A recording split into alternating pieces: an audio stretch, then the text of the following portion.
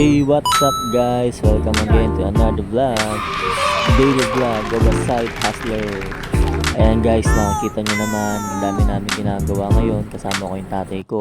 Kakatapos ko nga lang din pala mag-ayos ng mga gamit. Yan, kasangkapan sa pagtitinda. So, shoutout papa. Love you.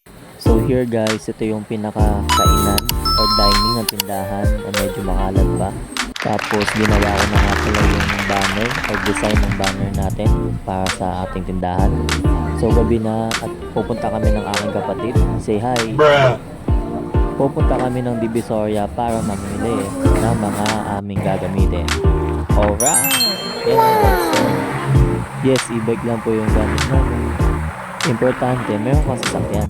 So yun guys, tapos sa kami aayusin ko na to para bukas tuloy-tuloy na lang tinda natin. Ito yung day 2 guys ng pag-aayos. So ayan kami ng tatay ko. Kakatapos ang ng gamit sa isinan. Bumili ako ng lalagyan ng bigas, ng pichel, ng container at iba pa. So ayan, tanggal lang yung sticker habang ang tatay ko naghuhugas. Pero ang totoo, natamad lang talaga maghugas. Joke lang po. Ayan pa, hugasan mo. So ito guys, yung iba ko pang pinamili. Ayan, medyo nakakalahati na namin yung paglilinis. Ito yung dining. As you can see, medyo aesthetic ng konti yan. Bubuksan na nga namin yung gate para naman makapagwalis-walis.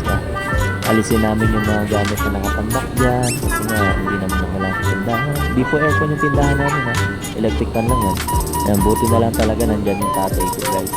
Okay, papakitang gilas muna ako. Kung namin, walis-walis ng konti. Ayan. So yun guys, after sa pag-ayos malapit na namin matapos ang dining area ng ating tindahan. Ayan na, tignan nyo, ang ganda-ganda talaga. Aesthetic, diba aesthetic? So mula sa loob palabas, ito yung itsura nyo guys, diba? Lamesa, yung baso, yung display ng kanton, yung upuan, aesthetic na design, yung mga dahon-dahon dyan, bulaklak, simple lang. Ayan, final touch siya pa talaga yung lamesa. Ayan, tinulungan talaga ng tatay ko dyan sa banner na yan. Ayan guys, yung dinesign ko na banner. If gusto nyo magpa-design, kontakin nyo lang ako. At ayan, pagkakata natin yun. Budget lang guys, 59 pesos. Dito lang yan sa Pate Campas State, Sampaloc, Manila. Thank you!